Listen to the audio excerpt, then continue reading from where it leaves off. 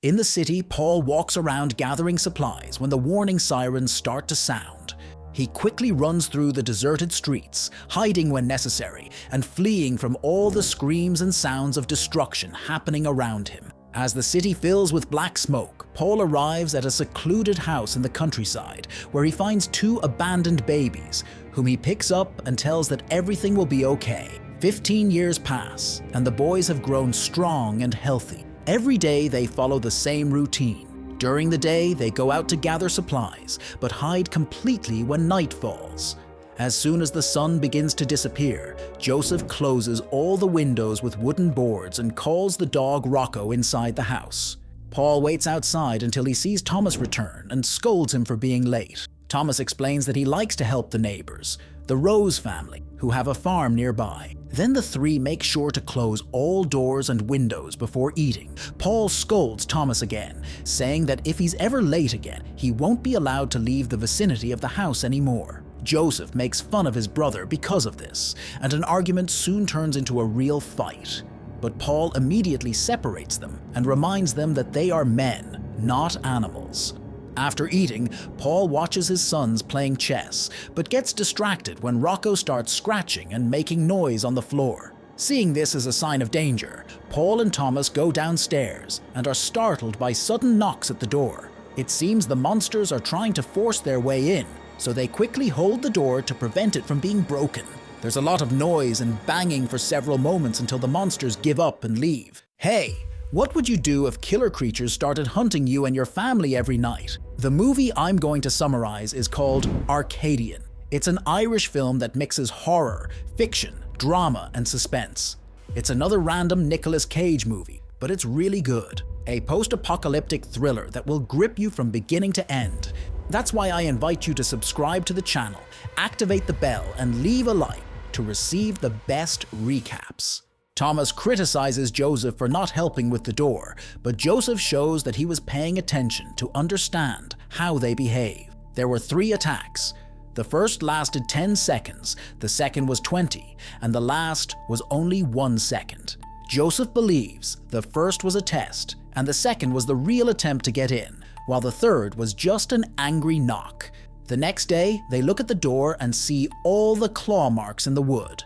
The door won't survive the next night, so Paul and the boys go out to look for wood to make it stronger. They bring all the materials they found back home, and while Thomas cuts the wood, Paul checks on Joseph, who is doing something in the workshop. After Paul insists a lot, Joseph admits that he's been trying to make a car because he's tired of feeling trapped and afraid. However, he can't get it to run. Paul is impressed and takes a look, quickly making some changes that finally make the car work. Excited, Paul takes the boys for a ride to show them how to drive. They return home after an hour of driving, and Paul warns that the windows still need to be reinforced, so he sends the boys to the river to get materials.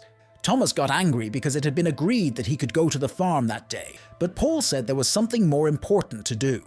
The 2 brothers left by car, and Thomas started complaining to Joseph about it, saying that Paul had only taken Thomas along to take care of his brother. Joseph didn't think he needed care, so they had an argument again. Thomas got out of the car when they passed near Rose's farm and asked Joseph to come back and pick him up on the way back. At home, Paul finished making the door more resistant and stopped to smoke alone near the waterfall. While looking around, he saw a dark and scary hole in the rocks.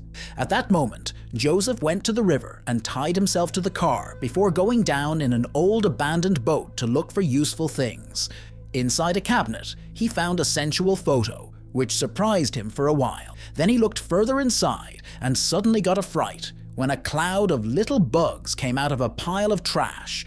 They flew around him and tried to land on his skin, so he had to get out of there quickly. At the farm, Thomas helped the family with the work, but it soon became clear that the main reason for him to go there was Charlotte, the owner's daughter. It was obvious that the 2 young people liked each other, and they went for a walk together around the farm. Charlotte showed Thomas a rope tied to a tree, telling him that when she was little, she could only play outside if she was touching the tree, so she would tie herself up to have more space to run while still being connected to the tree. They also played a game where they told crazy ideas about what had caused the end of the world.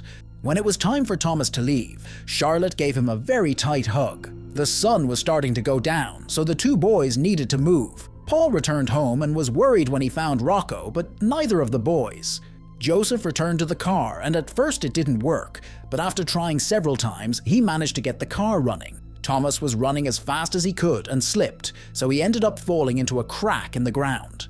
When Joseph arrived at the agreed point to pick up his brother, he didn't see Thomas nearby and just continued on. After he got home and told his father what had happened, Paul told him to go inside and close everything while he and Rocco looked for Thomas. In the hole, Thomas woke up with his body badly injured. Using a lighter, he started looking around and was shocked to see a creature stretching through a hole in the wall. It even screamed, which was heard by Paul and Rocco. Moving slowly, Thomas took a small knife and stabbed the monster's hand, making it go back into the hole. But when Thomas moved away, a second creature appeared from above and grabbed his face. Thomas had trouble breathing, but before he could faint, Paul arrived and pulled the monster back to kill it quickly. After making sure Thomas was okay, Paul and Rocco found a tunnel that led directly to the crack. It was dangerous to run through the forest at that time, so they decided to stay in the hole until dawn to protect themselves and close the entrance. They could hear the creatures coming through the hole, so they prepared a flare, but the ground started to shake. What happened was that the monsters were now moving underground and trapped the group in the crack by covering the exit with dirt. While Rocco kept barking and the crack didn't stop shaking, Paul told his son and the dog to move away while he put the flare inside the hole that was opening in the ground. When the creatures tried to stretch out, Paul made a small explosion that unfortunately caught him too. In the house, Joseph heard many strange noises and started thinking of a plan. Minutes later, he sat in front of the main door with a rope tied to his chair and pretended he was sleeping. Soon, a creature moved the wood, covering a hole in the door and stretched inside, making its claw grow to test if Joseph was really sleeping. When the boy didn't move, the creature entered, but Joseph showed he was pretending and pulled the rope. A trap falls from above, immediately trapping the strange being. Happy with what he did, Joseph covers the cage with a sheet and goes to bed.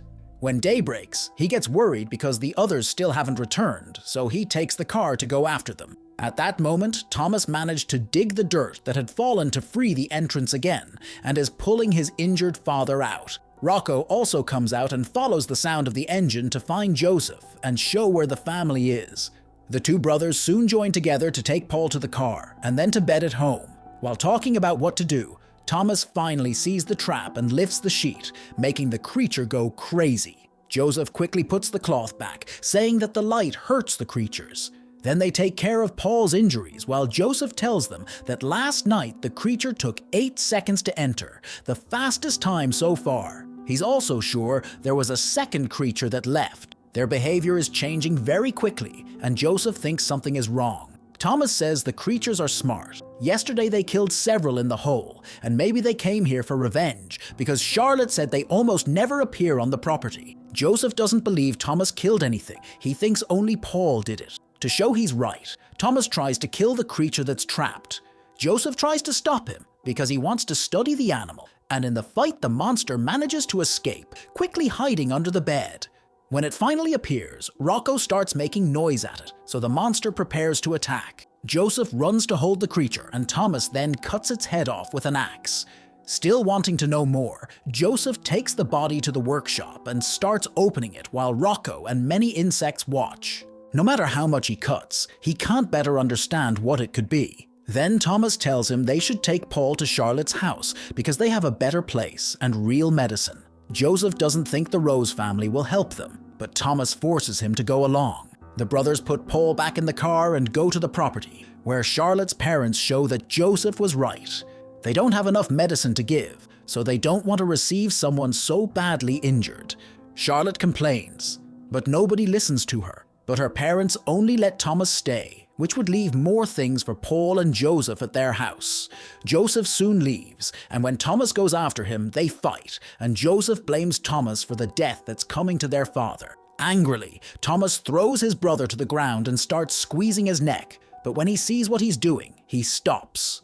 Joseph soon gets in the car and leaves with his unconscious father, so Thomas stays with the family at the property. Later, Charlotte shares real good food with Thomas and shows him some of her things, which Thomas had never seen before. The two young people spend a good moment and kiss, but Charlotte's father appears and sends his daughter to another room. On the way back home, Joseph sees the sheep running in fear and mounds of dirt everywhere, which means the creatures are moving underground.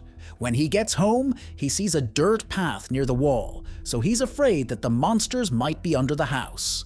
After taking care of his father, Joseph goes to the workshop and starts gathering things to make a new plan. He also starts closing all the windows, and while walking through the house, he falls when he steps on a rug.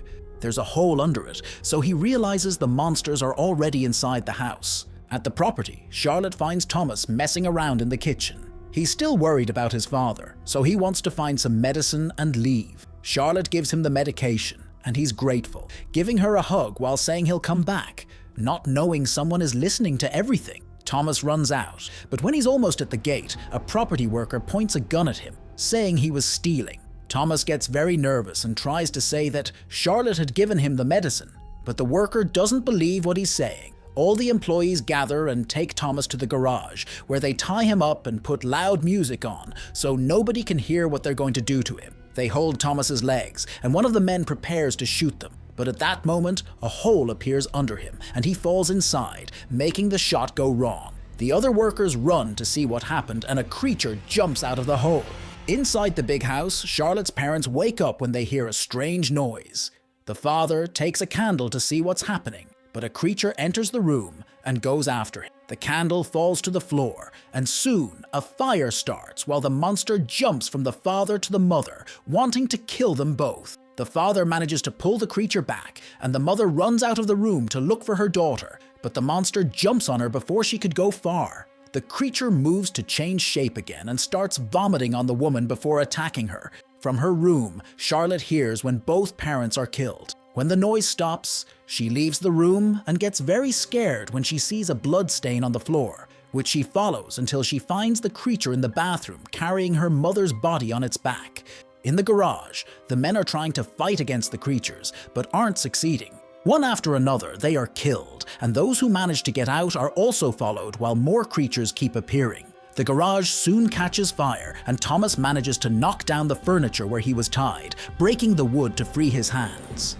At that moment, a creature finds him, but before it can attack, Charlotte knocks it down. Then the two young people run out, and Thomas sees the house on fire. Charlotte tells him her parents died, so they decide to go to Thomas's house.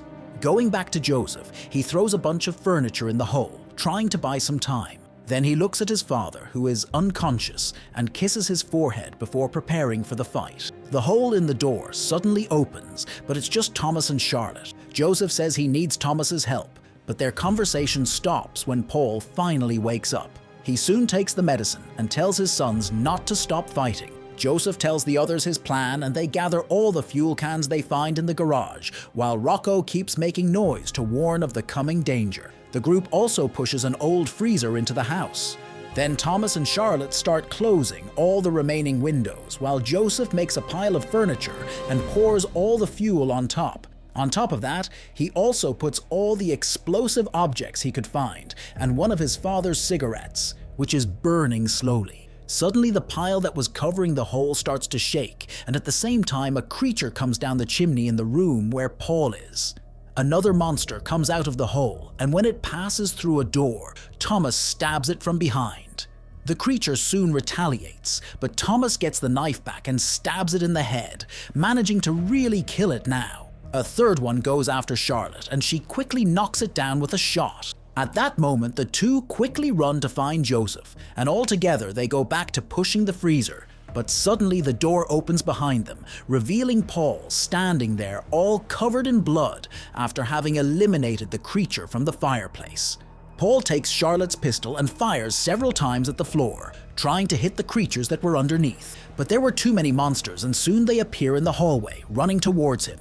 Paul gives a strong kick to the first one to make noise, and the weight ends up making most of the creatures fall to the ground. Some of these things still stood up, but the boys run to finish them off before they could hurt Paul, who is surprised seeing how well the three work together. Then the three boys and Rocco run towards the freezer. Instead of going with them, Paul closes the door and stays there to give the group time to escape.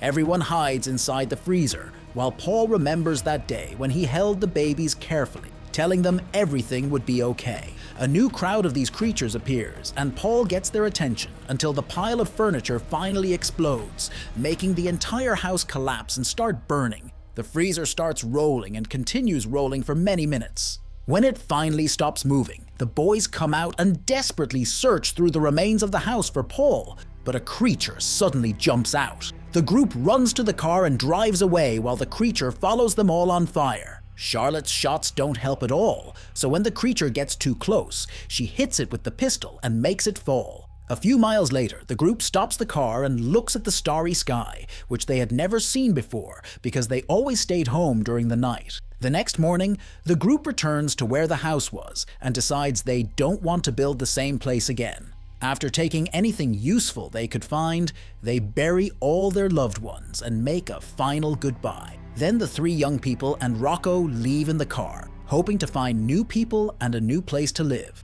And so, the movie ends.